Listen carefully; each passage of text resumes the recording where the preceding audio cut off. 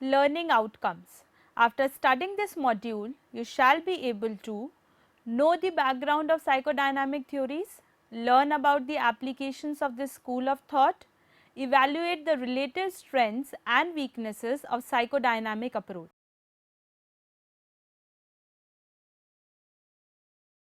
Introduction. In this video, we will discuss the contributions in this field done by Sigmund Freud, Carl Jung and Adler, and for detailed coverage of application and critique of psychodynamic approach, please refer to the e-text. Psychodynamic perspective was propounded by Sigmund Freud as a part of his clinical practice in the late 19th century, and it dominated thinking about personality, mental disorders and psychotherapy for the first half of the 20th century. The term psychodynamics was used by Freud to describe the processes of the mind as the flow of libidinal energy. Psychodynamic theorists try to understand the dynamic interplay of inner forces that often conflict with one another to explain the behavior of an individual. They also focus on the unconscious determinants of behavior. Freud's psychoanalysis is one of the major intellectuals' contributions to the study of human nature and continues to influence contemporary psychological thought. However, Freud's ideas were so controversial that they generated debate even among his own disciples. These disciples disregarded some aspects of Freud's thinking and developed their own theories of personality by expanding upon the original psychoanalytical theory. They were called the Neo-Freudians. Among them were Carl Jung, Karen Horney, Aldo Hefter, Erich Fromm, Harry Sack-Sullivan, Erik Erikson, Melvin Klein, Margaret Mahler and Heinz Hartmann. The neo-analysts were of the belief that Freud focused too much on infantile sexuality and gave little consideration to social and cultural factors in shaping an individual's personality. Although they agreed that childhood experiences lay an important foundation of adult personality, some theorists went a step further to suggest that the process of personality development continues throughout lifespan.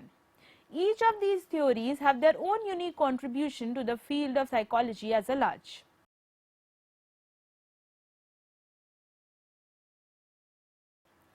Application of humanistic theories of personality.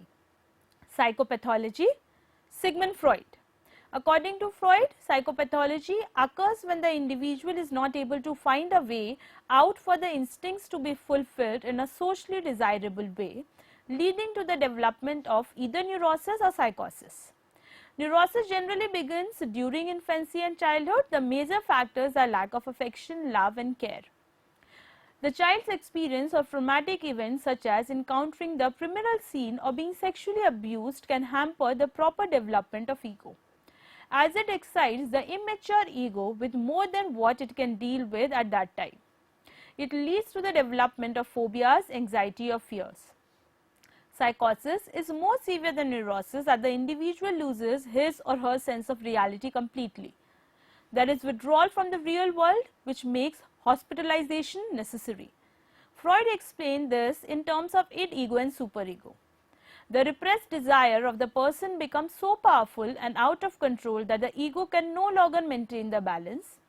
The conflict between the ego, id and superego is so traumatic that ego cannot perform its function of maintaining the reality of the individual. Thus, the ego surrenders and throws itself into the fantasy world of id, causing the psychosis. Carl Jung. Jung explains psychopathology as an imbalance between the true innate nature of the individual and the external demands of the society. When the individual overemphasizes on one aspect of his personality, it becomes too one-sided, thus causing the dysfunction of personality. For instance, a child with an inherited introvert personality is forced to behave in an extrovert manner by his parents or the society. This external force causes the disturbance in the child's psyche as it begins to divide itself into two parts. The conscious mind seeking parents' approval makes the child indulge in extrovert behavior and banish the introvert desire. However, the unconscious mind is filled with introvert tendency and it strongly opposes the conscious behavior causing the neurosis. Jung believed that the neurosis is present in all individuals as no one is absolutely normal. However, the level of it varies from person to person. Alfred Adler. Adler did not give any importance to the unconscious. He stated that personality is shaped by child relationship with their parents and that the need for self-perfection is very high among all individuals. Like Freud and Jung, he also believed that psychopathology represents a difference in degree rather than in kind. That is, even healthy people possesses some degree of undesirable characteristics.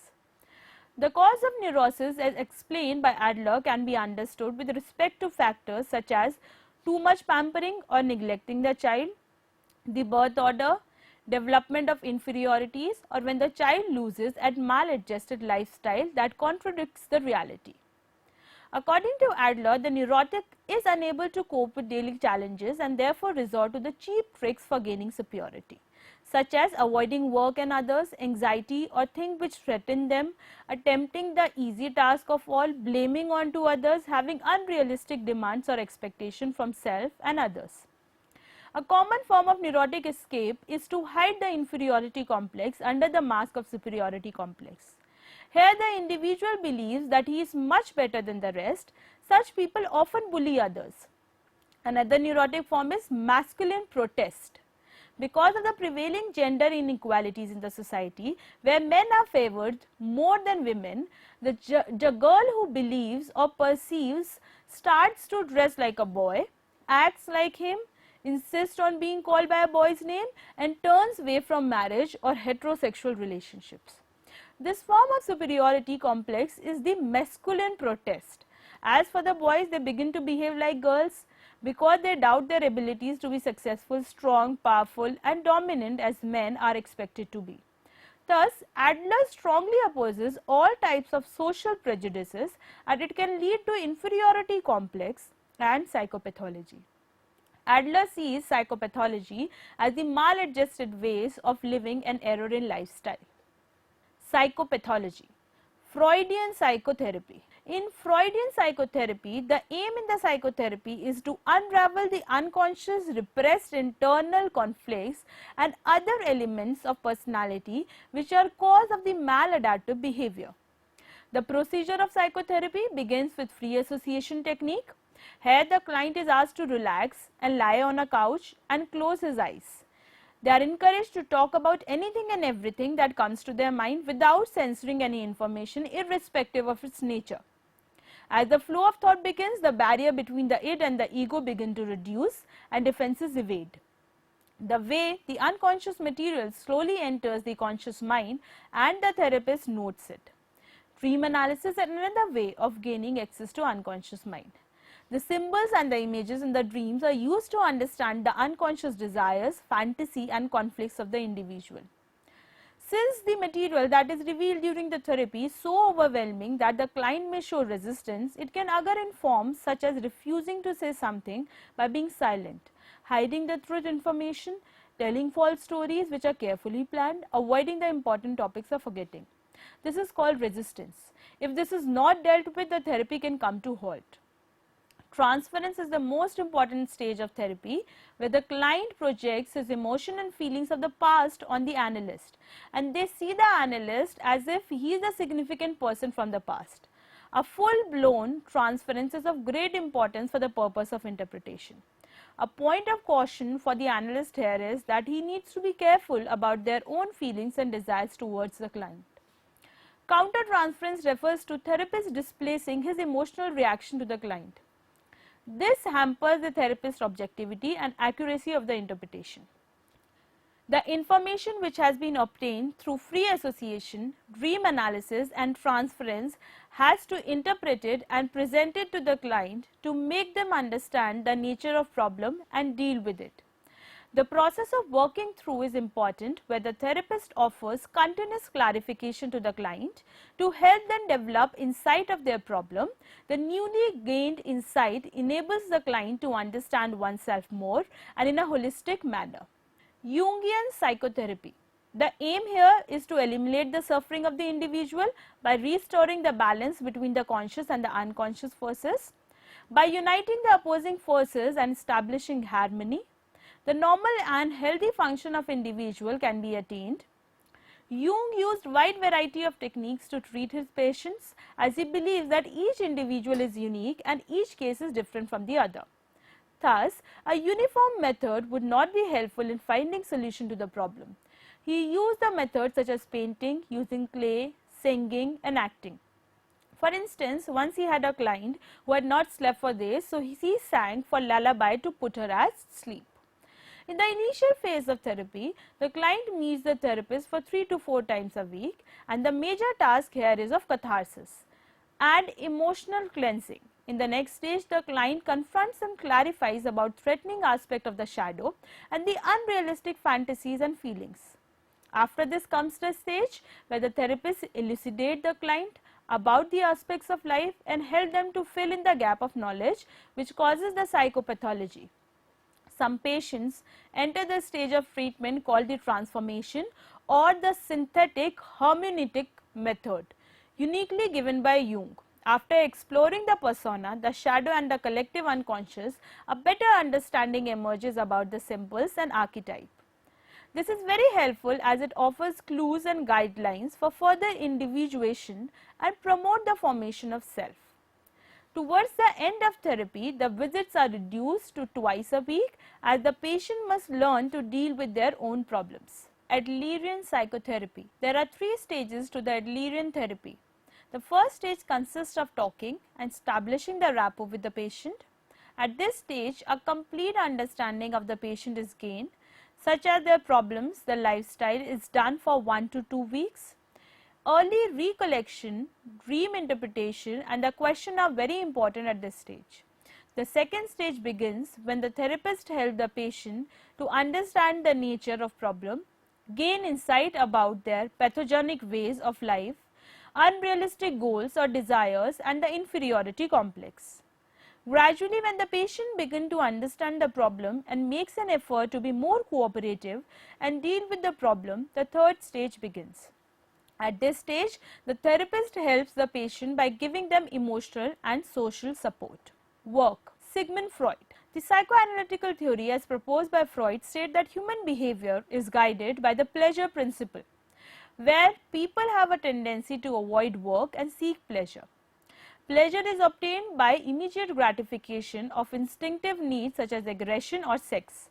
However, the society rules are such that they impose restriction on the fulfillment of these wild desires. Therefore, individual must find a way to deal with these desires in a socially acceptable manner, and work acts an implicit means to tame these desires. Work offers a good outlet for such simulations. Thus, according to Freud, work often has a potential to fulfill our instinctive desires. Carl Jung proposed that successful adjustment at the work requires a fit between the innate predisposition of the collective unconscious and the external demands. As it is known, a person with extroverted personality would do much better in the profession of physical sciences or the entrepreneurial job, and a job of sales which requires him to go out in the field and explore and talk with people. An introvert, on the other hand, would look for the job that would require him to work by himself. Alfred Adler. Adler tried to understand the sociological and psychological aspect of work. He strongly advocated humane working conditions and protection of rights of the workers through labor legislation. He encourages that the choice of vocation must be consistent with one's lifestyle and goals. Education. Adler considered education as a very important pillar in child's personality development. He believed that schooling provides an opportunity to correct the error made by the parents. It also prepares the students to face and deal with the real world by incorporating in them the skills of cooperation, helpful behavior and so on. A school as institution is important because it trains and future citizens. However, Adler stated that unfortunately the educators are not skilled enough to help in each child's personality development. Furthermore, the size of the class is so huge that it makes it very difficult even for a skilled teacher to do something beyond the curriculum. Adler pointed out that the students must be treated with respect, dignity and equality. They must not be compared with others, as each student is unique in their own way. Heritability should not be used as an excuse for poor performance in any field, as it leads to development of inferiority complex. He also suggested on avoiding the special classes for slow students, as it leads to development of inferiority complex. Adler believed that the co-education is the best means for healthy development of self and sexuality for both boys and girls. It also promotes cooperation among the sexes and guides on how to deal with the member of opposite sex.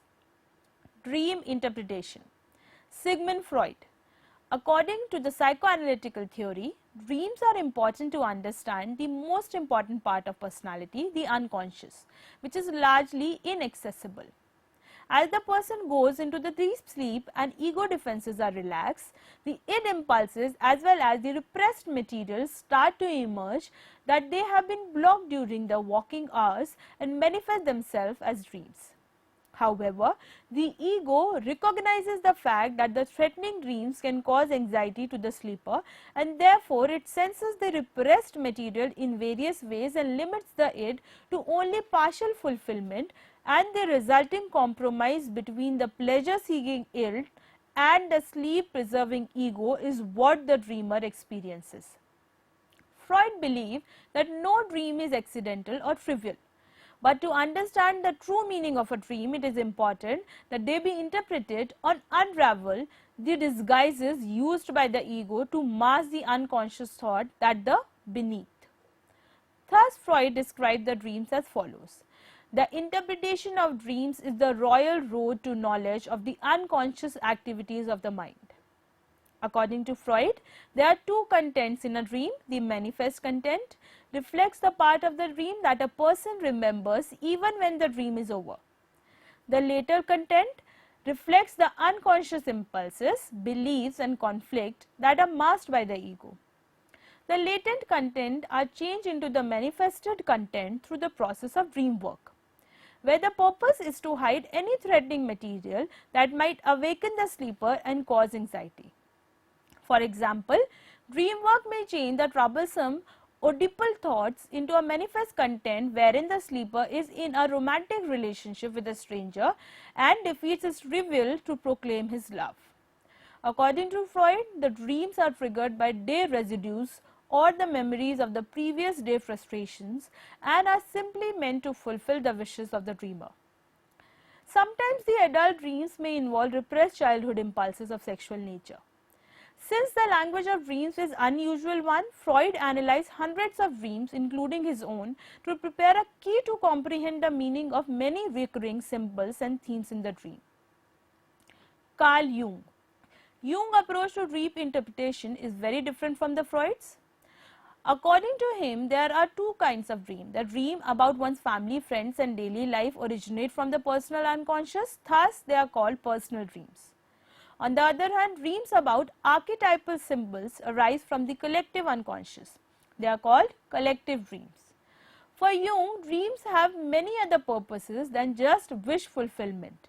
They can be a manifestation of a person's fear, a reflection of his or her waking life situation, a warning of an impending trouble, a solution to a problem, or even result from telepathy.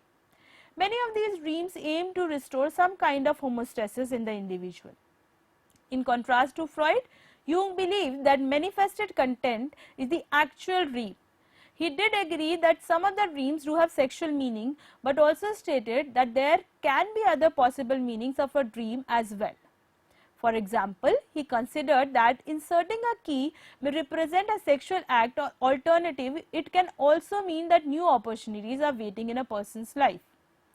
For Jung, a dream symbol has at least two meanings. Wherever Jung made interpretation of a patient dream, he based them on a series of dreams from the same individual.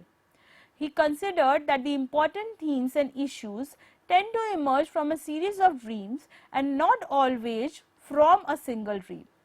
This provides more substantial data for checking the accuracy of the interpretations. Alfred Adler. For Adler, dreams were merely an expression of a person's styles of life. In contrast to Freud, Adler suggested that conscious and unconscious minds work together to serve our chosen life goals. He in fact suggested that dreams do not need a special key to be interpreted. Even early recollection of those dreams, character traits and physical movements are enough for the interpretation. He also rejected Freud's contention that dreams are primarily of sexual nature and deal with wish fulfillment. For him, this is true only in the case of pampered person. He believed that each dream is unique as each person has a different style of life. Thus, first-hand information about the dreamer is necessary for an accurate interpretation. Also, dream theory cannot be reduced to mere symbols and procedures. Adler pointed out that the dream served the purpose of self-deception. For instance, when the dreamer tries to defend a misguided style of life, he or she confines the undesirable characteristic traits to the unconscious, and then dreams create an emotional state that helps the dreamer to accomplish those life goals that he or she does not wish to understand. Religion and mythology. Sigmund Freud. Freud was skeptical about the religious institution and regarded the belief in the faith and an omnipotent providence to be harmful for the human civilization. He considered religion as a regression to infancy, wherein he likened a religious person to a baby needing the protection of an all-powerful parent. He believed that the need to recognize with the religious arises from these childhood wishes that are unconsciously projected onto the environment, creating the image of an exhilarated deity who must be blindly obeyed. He in fact considered the religion as a collective neurosis that cloud the reason and intellect. However, the more intelligent people become, the more they come to realize that our forefathers were wrong and religion is just an illusion that they created to master the real world with their fantasized wish fulfillment. Carl Jung. In contrast to Freud, Jung held a very positive view about the religion, but he did not particularly favor any single denomination. He concluded that each individual should follow their own path to individuation which suits them, that religion signified an innate need to grow the self. He also believed that people need to form some conception of life after death. At the same time, he was highly critical of religions that emphasized more on blind faith and less on reasoning, which he saw as one of the pathological one-sidedness. He instead recommended an analytical approach to religion. He considered God as an archetype and attributed contradictory aspects to him, cruelty and kindness. He saw religious mythologies and manifestation of the human consciousness. Alfred Adler. Adler had a positive regard for the religious teaching.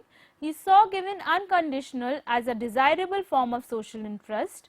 He heavily criticized Freud's cynical views about these perspectives as a form of selfish act on the behalf of a pampered individual. For him, religion signified the purpose of increasing social interest through cooperation with other human beings.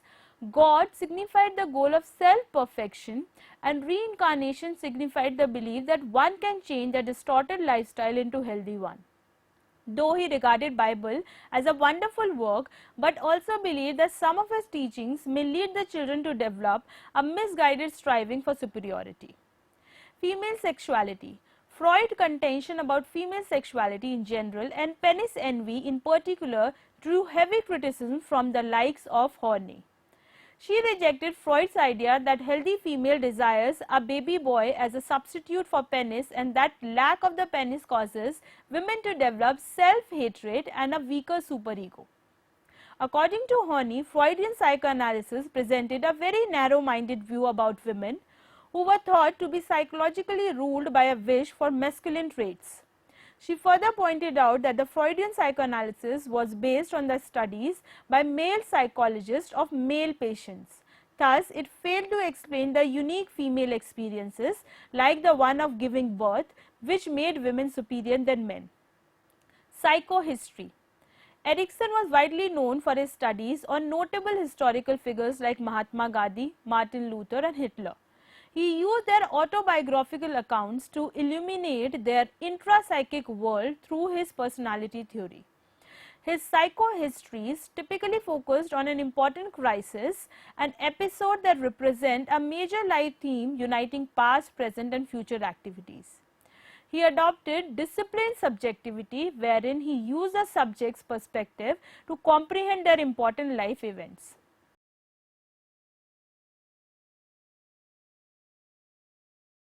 Evaluative comments, strengths. Despite being scorned by a reserved Victorian society for its overt emphasis on sexuality, there is no denying the fact that the psychodynamic theory laid the foundation of the study of personality and shaped the field of psychology through its unique ideas. Over the course of many years, it has contributed to psychology in many ways. Psychodynamic school of thought was the first one to highlight the importance of childhood experiences in personality development. For example, developmental psychologists still refer back to Freudian ideas on moral development, identification, parent-child relation, aggression and dependency. Also, Freud and his colleagues significantly contributed to the treatment of psychological disorders by establishing psychoanalytical psychotherapy. Specifically, his ideas on transference and countertransference as well as dream analysis has found a lot of support in psychological literature. Subsequent psychoanalysts took cue from classical psychoanalytical psychotherapy to explain their own therapies. Apart from psychology, the influence of psychodynamic concepts can be found even on their other fields like literature, art, sociology, history, anthropology, religion, philosophy, criminology, political science and the physical sciences. Weaknesses. Psychodynamic approach has been criticized on several grounds.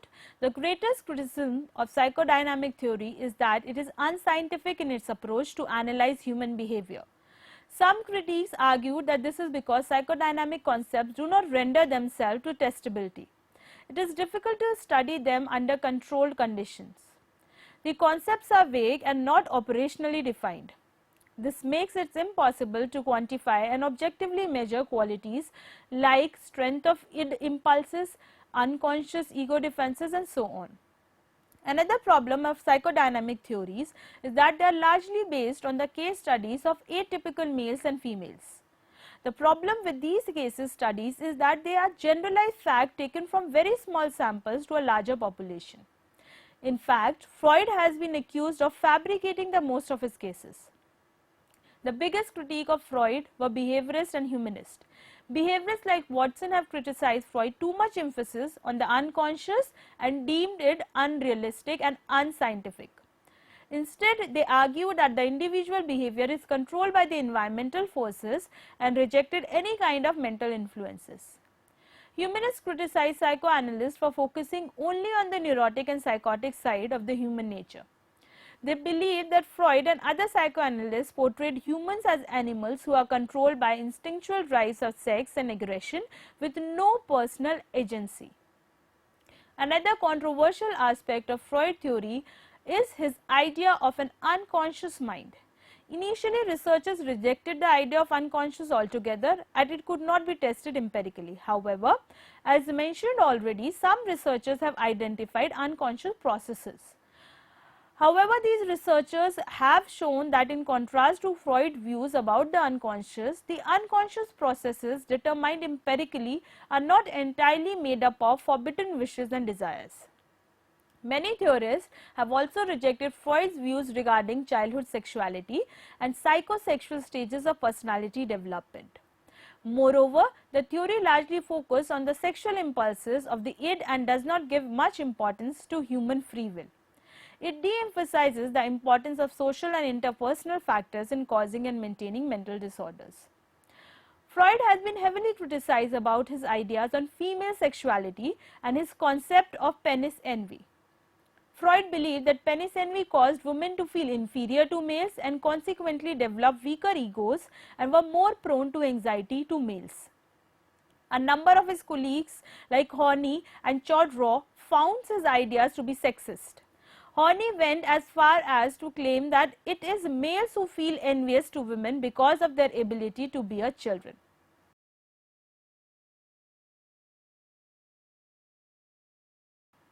Summary. Psychodynamic perspective was propounded by Sigmund Freud as a part of his clinical practice in late 19th century. It tries to understand the dynamic interplay of inner forces that often conflict with one another to explain the behavior of an individual. However, the neo-Freudians disregarded some aspect of Freud's thinking and developed their own theories of personality. Various causes about psychopathology have been advanced by various psychoanalysts, ranging from views about childhood trauma, repression of impulses, imbalance between innate needs and demands of society, unhealthy parental behavior and damage to ego. One of the major applications of psychodynamic school of thought is psychotherapy. Various psychologists their own system of therapy with unique methods and approaches to solve the client problem. For example, Freudian psychotherapy seeks to unravel the unconscious and repress internal conflict. Jungerian psychotherapy seeks to restore the balance between the conscious and unconscious forces. Psychodynamics theory has also been applied to the field of work and education. Adler considered education to be an important part of the child personality development as it prepares the child to face and deal with the real world. By incorporating them the skills of cooperation, helpful behavior and so on. According to the psychoanalytical theory, dreams are important to understand the most important part of the personality, the unconscious, which is largely inaccessible. Freud believed that no dream is accidental or trivial, but to understand the true meaning of a dream, it is important that they be interpreted to unravel the disguises used by the ego to mask the unconscious thought that are beneath. Psychodynamic theory has important implication for the religious thought. Freud was skeptical about religion and considered belief in God as harmful to the individual and the society, while Jung and Adler held a more positive view towards religion and show it is an important part to the development of personality. Psychodynamic theory has certain strength. It was the first school of thought to highlight the importance of childhood experiences in personality development. Freud and his colleagues significantly contributed to psychotherapy. The therapy has explanatory power and provide believable explanation about abnormality like childhood traumas. Psychodynamic concept of unconscious has been vindicated by the recent researches. However, some critics argue that psychodynamic concepts do not render themselves to testability. The concepts are vague and not operationally defined. Another problem with psychodynamic theory is that it is largely based on case studies. Behaviorists and humanists have also criticized Freud's too much emphasis on the unconscious. Then recent researches have shown that the unconscious processes determined empirically are not entirely made up of forbidden wishes and desires. Many theorists have also rejected Freud's views regarding childhood sexuality and psychosocial stages of personality development. It has been heavily criticized about his ideas on female sexuality and does not give much importance to human free will. Moreover, classical psychoanalytical psychotherapy has found to be too time consuming and expensive and has been criticized for being too dependent on the therapist's subjective interpretations.